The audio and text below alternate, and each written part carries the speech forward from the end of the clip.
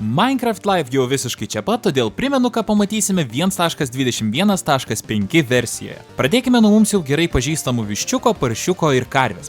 Atsirado šalti ir šilti jų variantai, o taip pat tradicinė karvė gavo naują snukutį. Atsirado naujas blokas – kaktuso gėlė, kurią galima rasti dykumose ant kaktusų. Atsirado išdžiūvus šviesi sausa žolė. Kupranugariai nuo šiol bus natūraliai randami dykumose, tad kupranugarių mylėtojams nebereikės ieškoti dykumų kaimų. Taip pat atsirado naujas krūmų variantas. Dar viena naujiena – jonvabaliai.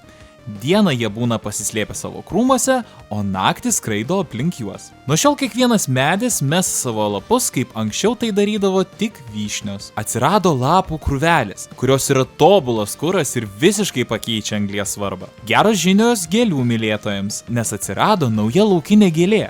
Dar viena naujiena kūrėjams – nauji testavimo blokai. Miškuose dabar, kaip ir Bedrock žaidimo versijoje, bus galima rasti nuvirtusių medžių. Švyturiai padvigubino savo spindulio aukštį ir dabar bus geriau matomi iš toli. Kaimuose nuo šiol bus galima rasti ryšulėlių. Nedideli pakeitimai buvo atlikti ir su magnetitu. Pagal biomus dabar keičiasi ir avis. Šaltame biome dažniausiai matysime juodą, šiltose rudą, o vidutinio klimato baltas avis. Nukirpus avį, avies pokailis išlieka tokios spalvos, kokios yra pati avis.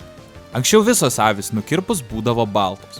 Kūrybinėme režime pasikeitė atsiradimo kiaušinių ikona ir visų kiaušinių pavidalai. Dabar nesunkiai bus galima rasti bet kokią būtybę pagal jos unikalų kiaušinį. Dar viena naujiena – pridėti nauji vilkų garsai.